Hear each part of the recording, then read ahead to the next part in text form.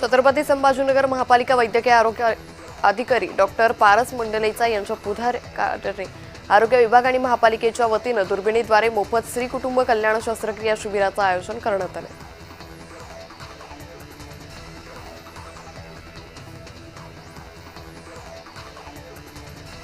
मुंबईतील वाळकेश्वर येथील प्राचीन तीर्थक्षेत्र असलेल्या वाणगंगेवरील त्रिपुरी पौर्णिमेच्या महाआरती आणि धार्मिक कार्यक्रमाला परवानगी मिळाली आहे। दक्षिण मुंबईतील वाहतूक नियंत्रणाचे कारण देत मुंबई पोलिसांनी या सोहळ्याला परवानगी नाकारल्याने निर्माण झालेला तिढा अखेर सुटला।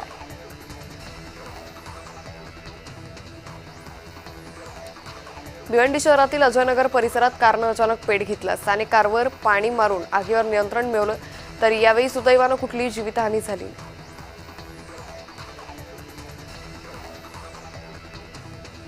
मुंबईची दुसरी लाईफलाईन म्हणून ओळख असलेल्या बेस्ट बसच्या ताफ्यात आता 150 नवीन 100% पर्यावरण स्नेही बसेस सामील करण्यात आल्या।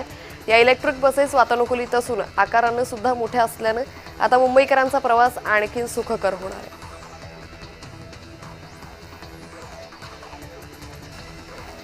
फलटण येथील डॉक्टर संपदा मुंडे यांच्या आत्महत्येप्रकरणी जालन्यात वंजारी समाजाच्या सर्वपक्षीय नेते आणि पदाधिकाऱ्यांच्या वतीने जिल्हाधिकाऱ्यांना निवेदन देण्यात आले। संबंधित प्रकरणाची एसआयटी चौकशी करून या प्रकरणाचा खटला फास्ट ट्रॅक कोर्टात चालवावा अशी मागणी निवेदनात करण्यात आली।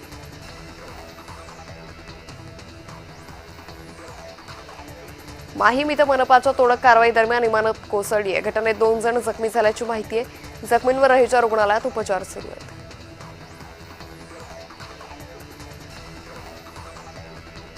वंदे मातरमच्या निर्मितीला 150 वर्ष पूर्ण झाली आहेत। राज्यातील सर्व शाळांमध्ये 31 ऑक्टोबर ते 7 नोव्हेंबर या कालावधीत वंदे मातरम गीत वाचनाचे आदेश देण्यात आले। शालेय शिक्षण विभागाचे अप्पर सचिव यांनी शिक्षण आयुक्तांना परिपत्रकाद्वारे सूचना दिल्या आहेत।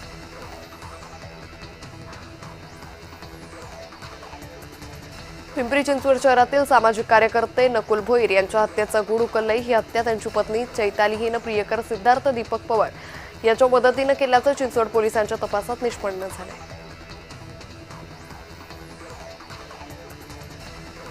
ठाण्याच्या शौर्य आंबुरे या खेळाडूने बहिरी इथं झालेल्या आंतरराष्ट्रीय ॲथलेटिक्स स्पर्धेत 100 मीटर अडथळा शर्यतीत रौप्य पदक जिंकून भारताच्या शिरपेचात माराचा तुरा रोवलाय। फ्रंटियर एक्सप्रेस म्हणून ओळखल्या जाणाऱ्या शौर्यानं मिळवलेलं हे यश देशासाठी अभिमानास्पद आहे।